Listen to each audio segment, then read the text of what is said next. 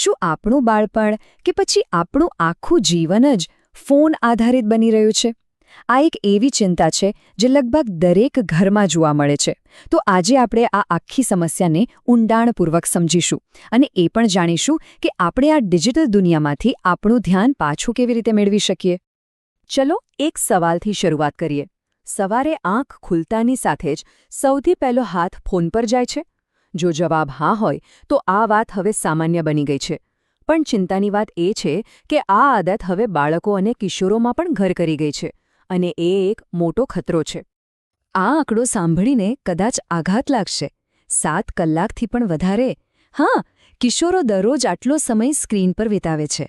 અને સાંભળો, આ તો શાળા કે હોમવર્ક સિવાયનો સમય છે. જરા કલ્પના તો કરો. આનો સીધો મતલબ એ થયો કે અઠવાડિયાના 2 પૂરા દિવસ ફક્ત અને ફક્ત ફોનની દુનિયામાં. જીવનનો કેટલો મોટો હિસ્સો, નહીં? પણ સવાલ એ થાય કે આટલા કલાકો સ્ક્રીન સામે બેસવાથી શું ફરક પડે છે? શું એ ફક્ત સમયનો બગાડ છે? ના, વિજ્ઞાન કહે છે કે તેની સીધી અને ઊંડી અસર આપણા મગજ અને સ્વાસ્થ્ય પર થાય છે. ચાલો જરા જોઈએ કે સ્ક્રીનની આ અદૃશ્ય અસર ખરેખર કેટલી ગંભીર છે. આપણા બધાના શરીરમાં એક કુદરતી સ્લીપ સ્વિચ હોય છે, જેનું નામ છે મેલાટોનિન.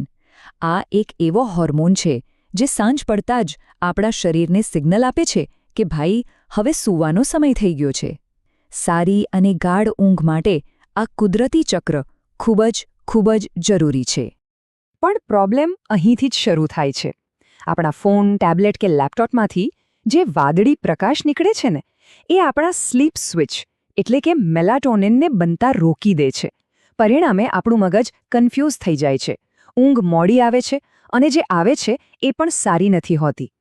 લાંબા ગાળે આનાથી ઘણી બધી સ્વાસ્થ્ય સમસ્યાઓ થઈ શકે છે. અને વાત માત્ર ઊંઘ પૂરતી સીમિત નથી. સ્માર્ટફોનનું વ્યસન આપણા મગજની રચનાને પણ બદલી નાખે છે. રિસર્ચમાં એવું સામે આવ્યું છે કે જે લોકોને ફોનનું વ્યસન હોય છે તેમના મગજમાં ગ્રે મેટર, જે વિચારવા અને યાદ રાખવા માટે જરૂરી છે, એ ઘટી જાય છે.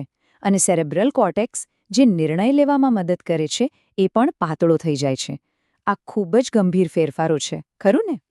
ખાસ કરીને વાત જ્યારે બાળકોની આવે ત્યારે સ્માર્ટફોનના વ્યસનની અસરો 4 મુખ્ય ક્ષેત્રોમાં જોવા મળે છે.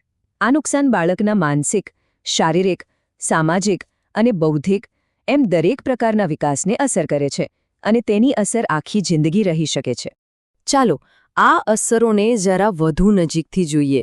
માનસિક રીતે હતાશા અને ગુસ્સો, શારીરિક રીતે આંખો નબળી પડવી અને ટેકનેક એટલે કે ગરદનનો દુખાવો, સામાજિક રીતે બાળકો બોલતા મોડું શીખે છે અને એકલતા અનુભવે છે, અને બૌદ્ધિક રીતે ભણવામાં પાછળ રહી જાય છે અને યાદશક્તિ પણ ઘટે છે. આ માત્ર આંકડા નથી, આ આપણા બાળકોના ભવિષ્ય સાથે થઈ રહેલી રમત છે. તો આ બધું સાંભળીને ચિંતા થવી સ્વાભાવિક છે. પણ સારી વાત એ છે કે હજુ પણ મોડું નથી થયું. પરિસ્થિતિને બદલવી આપણા જ હાથમાં છે. તો ચાલો હવે આપણે કેટલાક એવા પ્રેક્ટિકલ ઉપાયો જોઈએ જે આપણને ડિજિટલ દુનિયા પર કંટ્રોલ પાછો મેળવવામાં મદદ કરી શકે. ઓકે, તો શરૂઆત ક્યાંથી કરવી? જુઓ, 3 એકદમ સિમ્પલ નિયમોથી શરૂ કરી શકીએ છીએ. પહેલો નિયમ, બેડરૂમ અને ડાઇનિંગ ટેબલ પર ફોનને નો એન્ટ્રી આપી દો. બીજું, રાત્રે સૂવાનો સમય થાય ને એના 1 કલાક પહેલાં બધા જ ફોન અને ગેજેટ્સને એક જગ્યાએ ચાર્જિંગમાં મૂકી દેવાના. અને ત્રીજું, સવારની શરૂઆત ફોનથી ના થવી જોઈએ તો એલાર્મ માટે જૂની ઘડિયાળ વાપરો. વિશ્વાસ કરો, આ નાના લાગતા ફેરફારો ખૂબ મોટો બદલાવ લાવી શકે છે. હવે એક એવી ટ્રિકની વાત કરીએ જે ફોનને તરત જ ઓછો આકર્ષક બનાવી દેશે. આ એક ખૂબ જ સરળ પણ એટલો જ પાવરફુલ ફેરફાર છે જે કોઈ પણ કરી શકે છે. આનો ઉપાય છે ગ્રેસ્કેલ મોડ, એટલે કે ફોનની સ્ક્રીનને બ્લેક એન્ડ વ્હાઇટ કરી દેવી. જેવી સ્ક્રીન રંગહીન થાય છે, આપણા મગજને તરત જ સિગ્નલ મળે છે કે આ અસલી દુનિયા નથી.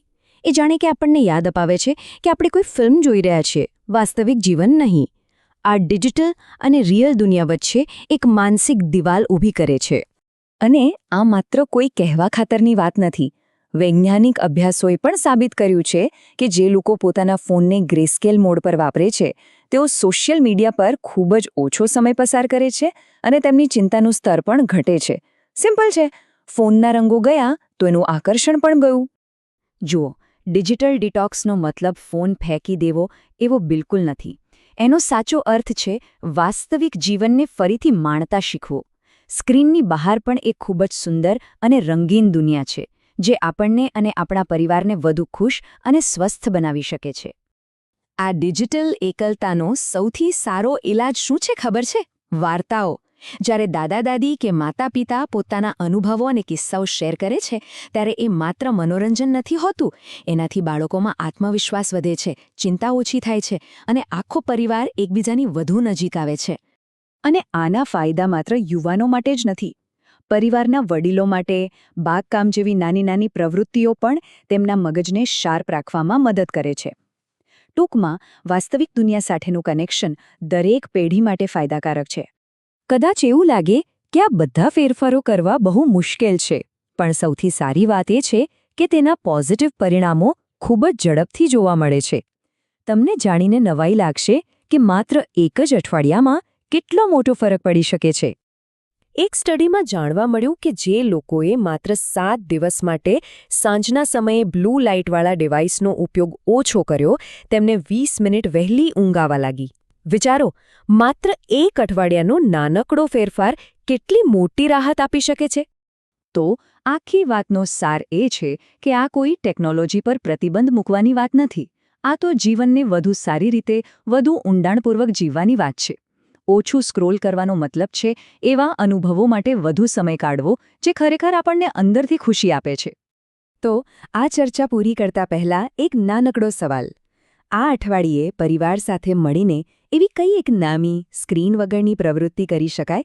એનો જે પણ જવાબ હોય એ જ એક મોટા અને સકારાત્મક પરિવર્તનની શરૂઆત બની શકે છે.